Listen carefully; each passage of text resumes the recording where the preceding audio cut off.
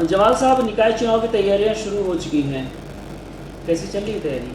तैयारी ठीक चल रही है। हमारी तैयारी तो हमेशा चलती रहती है। हम पूरे 5 साल 24 घंटे काम करते हैं, जनता की सेवा में लगे रहते हैं, चुनाव हो चाहे ना हो।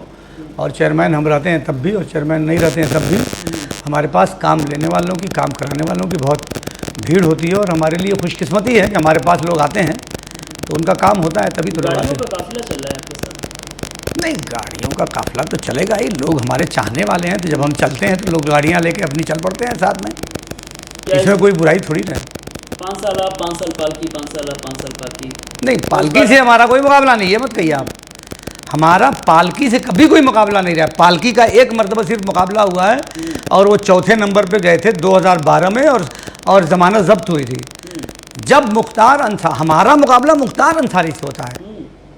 तैयब पालकी और मुख्तार अंसारी और बसपा तीनों जब एक हो गए 2017 में, तब हमको हरा पाए। वरना विधायक जी ने 2000 में हमारे खिलाफ लड़वाया था अबू बकर अंसारी को। उनको मैंने 16,000 वोटों से हराया था, 16 नहीं 26,000 वोटों से हराया था। और फिर 2012 में उन्होंने हनीफा नुमानी को लड़ाया था। उनके खिलाफ हमारी पत्नी शाहीना अरशद जमाल चुनाव लड़ी थी, और उन्होंने 8 और 10 18,000 से उनको हराया था। तो हम तो विधायक जी से हमारा मुकाबला होता है। तैयब पालकी मुकाबले के लायक है ही नहीं, का मुकाबला करेंगे। तो जेल में है, अब्बास अंसारी गायब है, तो मतलब किला पता हो जाएगा आपका? नहीं, अब वो किसको समर्थन करेंगे, क्या करेंगे, ये तो उनको तय करना है ना। लेकिन ये कि पालकी साहब को किसी का समर्थन मिलते हुए नहीं दिख रहा है। उसका कारण ये है कि विधायक जी के समर्थन से वो 2 बार जीते, और जब जीत जाते हैं तो कहते हैं कि हमारा उनसे कोई संबंध ही नहीं है, कोई ताल्लुक़ नहीं है। तो उनके साथ भी बेवफाई करते हैं। भाई जिसके साथ रहिए तो रहिए, नहीं तो कहिए कि वो गलत आदमी है। हम तो डंके की चोट पे बोलते आए 25 साल से। तो आप बोलोगे भी नहीं, और जब उनकी जो आदमी आपकी मदद किया उसके ऊपर जब मुसीबत आएगी तो आप पल्लू झाड़ जाओगे। तो ये तो खुदगर्ज और बेईमान और मतलबी लोगों का ही काम है।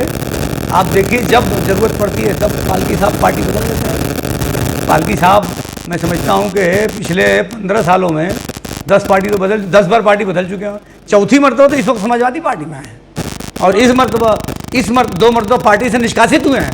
समाजवादी पार्टी से 2 मरतबा तो ये पालकी निकाले गए हैं बाकायदा, और फिर हाथ पांव जोड़ के माफ़ी मांग के फिर उसमें आ जाते हैं टिकट के लिए। और इस बार भी वो टिकट ही के लिए आए हैं। आप अगर इस बार उनको टिकट नहीं मिला तो मिलेगा भी नहीं। मेरे जानकारी के मुताबिक वो लखनऊ गए थे और बसपा कार्यालय में वो गए थे। बसपा के लोगों से फिर उनका कनेक्शन बना हुआ है कि जैसे ही सपा के साथ टिकट नहीं मिलेगा तो हम बसपा में फट से चले जाएंगे। और बसपा में पैसे से टिकट मिलता है, और तैयब पालकी साहब के पास पैसे की कमी नहीं है। लेकिन एक बात बता दूं कि इस बार बसपा का भी टिकट लेके आएंगे तो इनको दलित वोट नहीं मिलेगा। और उसका कारण ये है कि मैं दलित बस्तियों में इस वक्त जा रहा हूँ, तो दलित बस्तियों से एक वोट इनको, चूँकि बसपा से पिछला चुनाव लड़े थे, तो एक वोट इनको मिला था। और एक ईंटा भी किसी दलित बस्ती में नहीं रखा है इन्होंने। जिन लोगों ने जितवाया उन बस्तियों में एक ईंटा भी नहीं रखा है। तो दलित बस्तियों में भी बहुत नाराज़गी है, और जो इनका ख्वाब है कि बसपा का टिकट लेके हम दलितों का वोट ले लेंगे, तो वो ख्वाब पूरा होने वाला नहीं है। भाजपा से कितनी चुनौती है? भाजपा तो पिछले चुनाव में तीसरे नंबर पे थी, तो क्या चुनौती माना जाए, मुझको तो नहीं लगता। जो नया क्षेत्र बढ़ाने की बात आ रही है, तो मैं तो नहीं चाहता कि वो क्षेत्र बढ़े, लेकिन अगर क्षेत्र बढ़ता है तो भी हम मुकाबला करेंगे। उन नए क्षेत्रों में भी हमारे चाहने वाले और मानने वाले बहुत बड़ी संख्या में हैं।